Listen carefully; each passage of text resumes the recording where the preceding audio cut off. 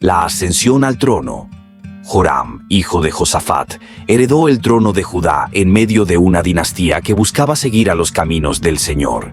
Su padre Josafat fue un rey temeroso de Dios, que buscó fortalecer el reino a través de la justicia y de la obediencia a los preceptos divinos. No la transición al reinado de Joram marcó el comienzo de un período sombrío para Judá.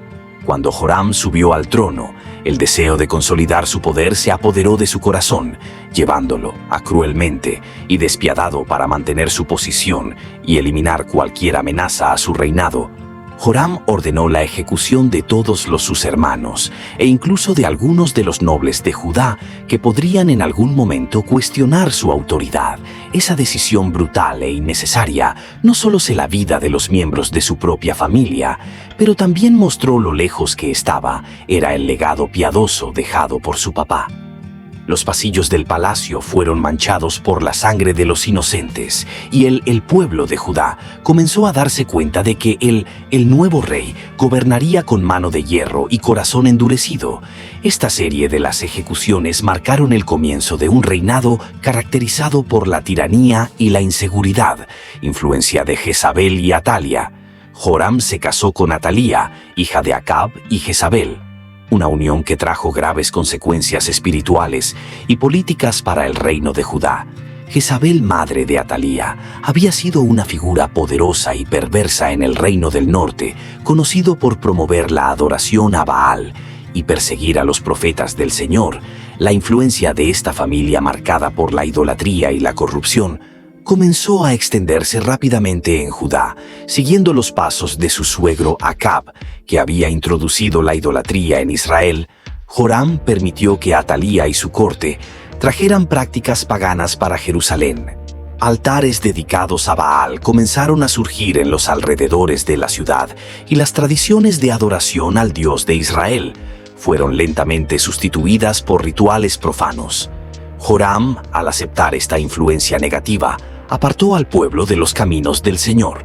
Aquellos que alguna vez fueron celosos por su nombre de Dios comenzaron a confundirse y a seguir las prácticas paganas, y la corrupción espiritual se extendió como una plaga, y el fervor religioso que había sido cultivado durante el reinado de Josafat comenzó a desvanecerse. La rebelión de Edom durante el reinado de Joram, una revuelta significativa e histórica, estalló en Edom, que había sido un territorio bajo el dominio de Judá. El conflicto no era solo una cuestión política, sino un reflejo de la pérdida de legitimidad del gobierno de Joram. La alianza entre Judá y Edom, que se extendía por generaciones, comenzó a desmoronarse sobre el peso de la corrupción y la idolatría que impregnaban a Judá. Los edomitas, insatisfechos con el liderazgo de Joram, decidieron rebelarse, desafiando a la autoridad del rey y proclamando su independencia. En respuesta a esta rebelión, Joram movilizó a sus tropas en un intento desesperado por recuperar el control sobre el territorio perdido. Marchó contra Edom, decidido a sofocar la revuelta. Sin embargo, sus campañas fueron sin éxito. Las fuerzas edomitas, motivadas por el deseo de libertad y por el rechazo al dominio judío, demostraron resistencia y coraje. Esta derrota en Edom no solo reflejó la debilidad del gobierno de Joram, mas también expuso la debilidad de un rey que se había alejado de los caminos del Señor. Las promesas de Dios a Judá estaban por la desobediencia y por la idolatría. La pérdida de Edom marcó un punto de inflexión en el reino de Judá. El evento no fue solo una pregunta militar, pero una señal clara del juicio divino que se aproximaba. El alejamiento de Joram de los principios divinos y su connivencia con la idolatría resultaron en un debilitamiento gradual de su reino. El pueblo de Judá comenzó a enfrentarse consecuencias dolorosas, y a la desobediencia se extendió como una sombra, indicando que la protección de Dios Judá estaba siendo retirada. Y Joram, en vez de buscar la intervención divina, se mantuvo confiado en sus propios recursos, ignorando las advertencias proféticas que clamaban por arrepentimiento y retorno a los caminos del Señor, y el juicio de Dios y la profecía de Elías por causa de las abominaciones cometidas durante su reinado. Dios envió una severa advertencia a Joram por medio del profeta Elías. este hombre de Dios, conocido por su valor y fidelidad a la palabra divina, redactó una carta que se convertiría en un símbolo del juicio divino sobre la casa de Joram. Elías, consciente de las prácticas idólatras que se habían infiltrado en Judá, no dudó en transmitir la mensaje de Dios.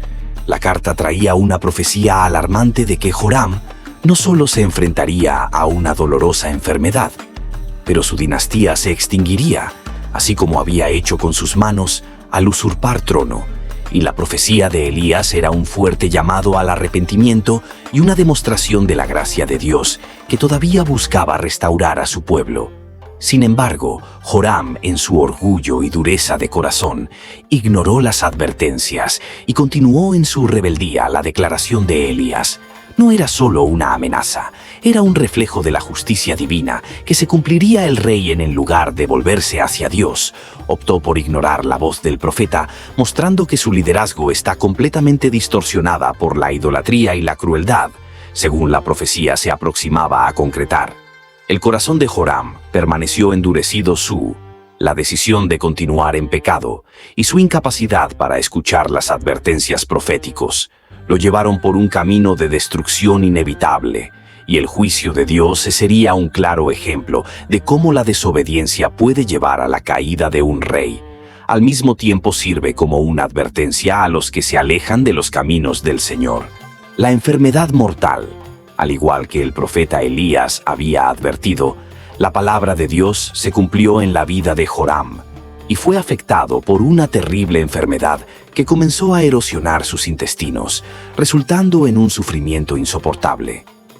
La enfermedad no fue solo una pena física, sino un símbolo visible del juicio divino y del alejamiento del Señor que había elegido, y a lo largo de su reinado cada día se convertía en una lucha, y el dolor constante reflejaba el de su liderazgo y el impacto de sus elecciones idólatras durante sus últimos días. Joram era consciente de que su muerte sería un testimonio del fracaso de su dinastía.